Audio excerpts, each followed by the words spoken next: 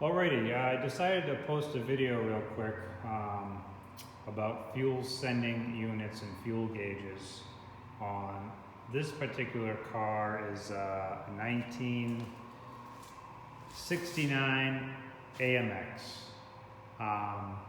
The old tank, which is right here, was completely, I don't know if you guys can see in there, but basically it's full of rust in there, and it dried out so it looks a little bit cleaner, but it's completely corroded and rotted out.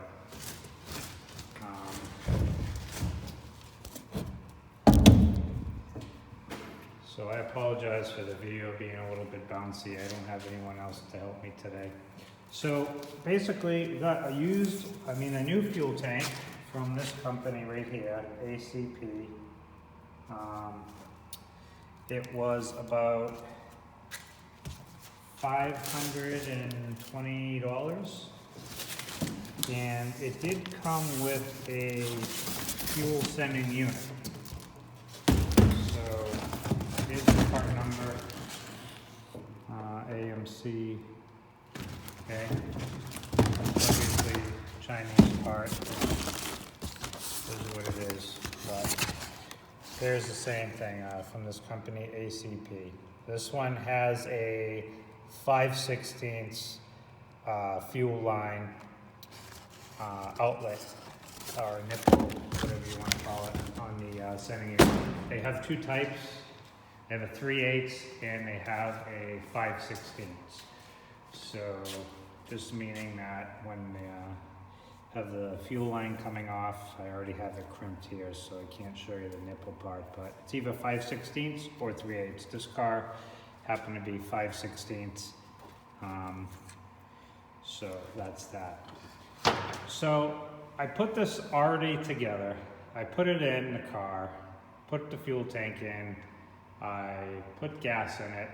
I put about half a tank. So this car, I looked it up, is a 19-gallon fuel tank.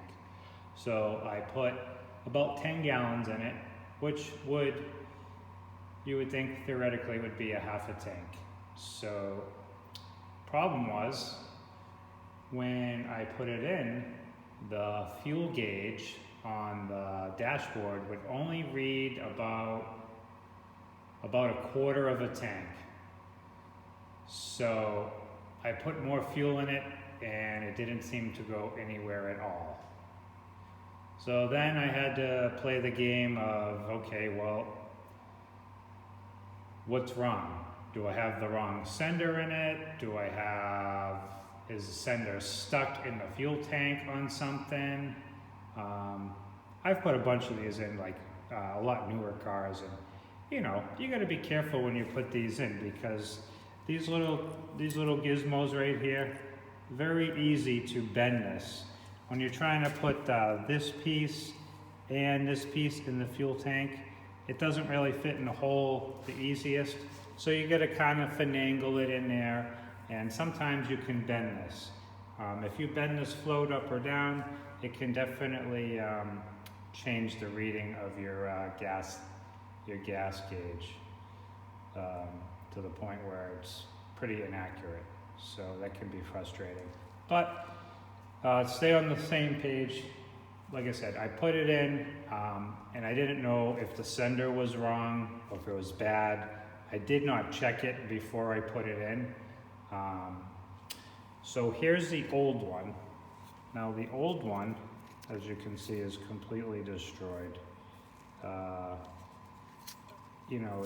I tried to ohm it out with a meter and check it to compare it to my new one. And as you can see in there, basically what happens is,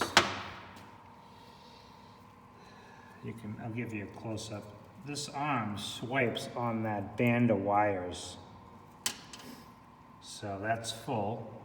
It would be sitting in the car like this with the pickup at the bottom. And once the tank is full, it will move the float all the way up to that position on that band of wires. And it's resistance. So basically it's a rheostat. So as it moves up and down, it's kind of like a dimmer switch in your house with the lights. It changes resistance as it moves along that band. So that's what gives you your gas rating. So, like I said, I didn't check the resistance of this before I put it in. So rule number one, before you even put the thing in the car, do yourself a favor, get yourself a voltmeter and check the resistance. I'm gonna try to do it here to show you. So I have a fluke meter. You can get any meter, it doesn't have to be a fluke one. Maybe someone has one you can borrow. It's on the ohms setting right here, and your leads are set up on ohms. Okay, so I'll just give you the quick demo. So right here, this is your positive terminal or your power terminal. Okay, and you can ground it to the body itself is the ground. Okay. So when I do that, I get about 83 ohms of resistance. So when this thing is in the car and it's completely empty, because that's just about at the bottom of the pickup screen, they do give you a little bit of extra there before you run out. So it's telling you it's on empty before the pickup is actually completely empty. So you have a little bit of gas left. So it's telling you that at empty, you are at 83 ohms, okay? Now, I'm gonna try to lift it up and show you guys the resistance. Hold on one second, let me just get a little wire tie here.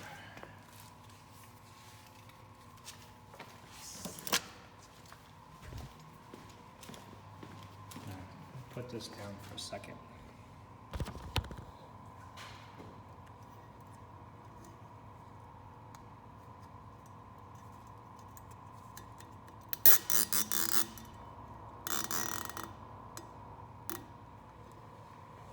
Okay, so we're fully up here, way up actually. And I'm going to show you the reading now. So this is going to simulate it being full in the car, okay? 12 ohms, okay? So on a normal GM one, on this particular one, this is a 69, they usually go from about 10 ohms up to about 90, or 0 to 90. They give you there's a difference of plus or minus 10 ohms. These things aren't super accurate. They're close, they're not 100% accurate. So there's gonna be a little bit of leeway back and forth. Okay? So, I wish I had done this before I started because I just assumed that the part was correct and it was gonna work fine. And it did not. So, I was questioning whether the sending unit was good or bad. And what I know now is the sending unit is fine. There's nothing wrong with it. It works as it should. It is an aftermarket one. I have no idea where it's made, probably China, but it does work. Okay, so my next thing that I want to show you guys is that, like I said, I questioned whether the sending unit was bad or the gauge was bad. So I read up on some threads on AMXs, or AMC forums, if you will, about how this fuel gauge works. So, it's a 2-terminal gauge, okay? It's right here, 2-terminal gauge. So, back here, I disconnected the speedometer cable, so because it's right, let me get a little bit of a better look.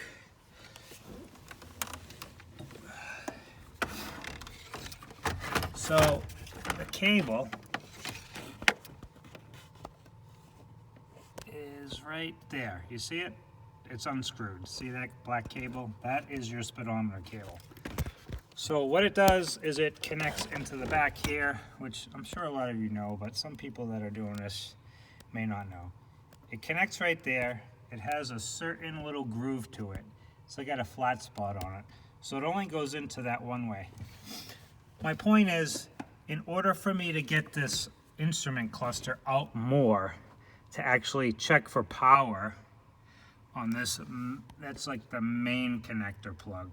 And you see that wire right there, the yellow wire? That's actually the wire that goes to the fuel sending unit in the tank.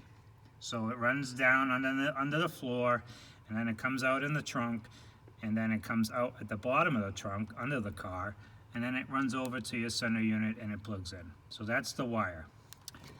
So here are the two terminals on the back of your fuel gauge. So what I've read, and this one here, these are your two terminals for your temperature gauge. What I read here was that sometimes these nuts vibrate loose. And I didn't believe that at first. I thought it was just a bunch of, BS, but I took a socket to it, and it actually was a little loose for sure. So that's true. So make sure you can check those connectors. I believe they're a 10 millimeter. They don't have to be super tight, like you're gonna tighten them with an, over tighten them with your hand, but you will strip them out. So just be careful. You might want to just check them, see if they're loose to start with. And if they aren't, maybe back them off a little and then just retighten them a little bit. Okay? So that's where that is. So what I did was I checked that yellow wire, okay? And I'm going to show you guys what I did. It's the same thing as checking it back there, but like I said, I can't hold it and do it at the same time. So like I said, I apologize for the video not being as great today, but I think that you'll get the picture of it. Okay, so we see our gauge. It's at empty right now, right? Or it's below empty because the car is off. So I wanted to check the circuit instead of to rule the gauge out and the circuit going to the back, right? So what I did was I have a wire here, okay? And the wire is connected to the yellow wire inside here, okay? I had to cut it because I wanted to eliminate any other part of the wire, all right? So what I did was I connected the wire, basically, and I have it on a test light, okay? I have it on a test light here, and what I'm gonna do is I'm just gonna ground it to the car, to the body. So I'm gonna turn the key on, okay? And what you're gonna see is you're gonna see a pulsed signal through this wire. See that? So, there's this thing called an internal voltage regulator. And what it's doing is, it's pulsing through that gauge and then to the sender, okay? So it's sending a pulsed signal. It's not a constant signal like you would think on some of the new cars or newer gauges or 12-volt signal to the back. What I'm told is that this car, for this scenario, it's a 2-terminal gauge, not a 3-terminal like newer ones. 2-terminal gauge, and what it does is it drops the voltage down and pulses it on and off from about 5 volts to 0, 5 volts to 0. And that's why you're seeing that pulse right there, okay? So, when the wire is disconnected, being like an open circuit, okay, your gauge is reading empty, all right? Now, if I take this wire and I'm going to ground it, I'm going to show you what the gauge does. So the gauge sweeps right up to full, okay? Now I let off, okay? And it's going to drop. See how that works? All right.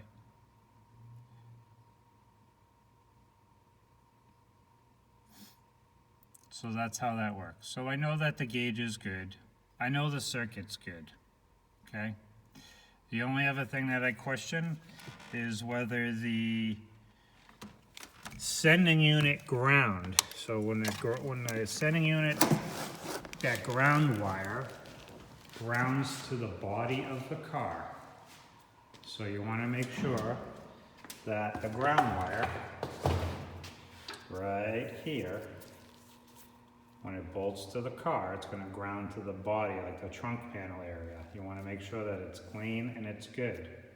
And you want to make sure that it has a good ground. We know that this car, the body ground is good.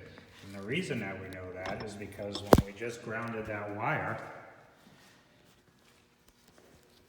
number one, with the test light, the pulsed light you could see, so you know that the ground is good in the body of the car, because if it wasn't good, you wouldn't see the test light light up. So we know the body ground is good in this car. But you should always double check and make sure that that fuel sending unit ground is good, has a good ground. If you wanted to, you could also run that to the battery real quick, like go to jumper wire to eliminate that, if that was a question. Okay, so I'm gonna put you guys down for a second.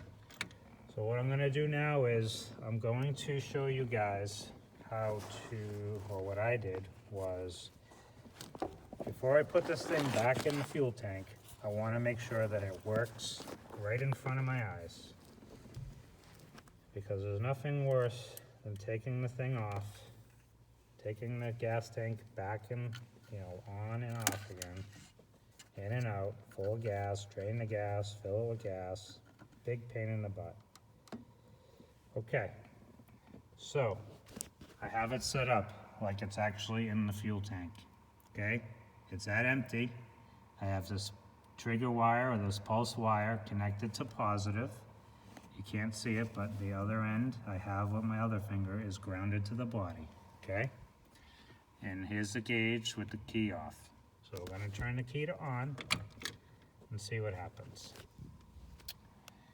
Okay? So, it really hasn't moved, okay? It may be moved a little bit off of empty, but it's still on empty, okay? So now, what I'm gonna do is I am going to move the sender up to about the halfway point. Okay, so let's see how it's at the halfway point. It was down at the bottom. And as you can see, the gauge is slowly moving up. All right? So that's where it was about when I put it in the car and filled it up halfway. It wouldn't go past that point. Okay? So now, I'm going to move it all the way up to the full position. So it's all the way up at the full position, basically. It's completely bottomed out on the top little bracket, that the stopper, and you can see how high it is now. All right. Now I know some people might say that's way higher than the top of the sending unit, and that is correct. But one thing you need to remember is that when this sending unit is in the fuel tank, it is not at the top. It's at the middle of the tank where it goes in. All right, so you see what happened. It just about went to full, okay? So we know that this sending unit is the correct one for this gauge in this car, okay? some of them are backwards. Some of them, the resistance is the opposite. So do yourself a favor and take the time to check it before you install it in the car. So I just disconnected it, and of course it's gonna go back down to empty. Okay? So I hope this video was helpful. I'm sorry it took so long, but I kind of take my time, and I be patient, so. One last thing, like I said, so this is basically how you have to set it into this hole. So like I said, so if I start putting it in here, okay, you see how hard it is at first. See, it's hitting the fuel pump pickup sock. So you have to be careful when you set this in, okay? Take your time. There's a little notch there that kind of helps you bring the arm up a little bit more to get the sock in. You have to maneuver it and finagle it a little bit to get it in. But you can get it in. Just make sure you look in the tank and make sure that there's nothing that's going to obstruct this from sitting in there, and that it's sitting in there correctly. All right? So I hope you guys have good luck when doing your sending units. If you have any questions, you can always send me a comment. You can tell me if it sucks. That's fine, I won't be offended. But like I said, I spent a lot of time doing this and basically wasting time. So hopefully this will shed some light on someone else's project and give them a little bit better clarity. All right, thank you for watching the video. I hope you guys have a great day.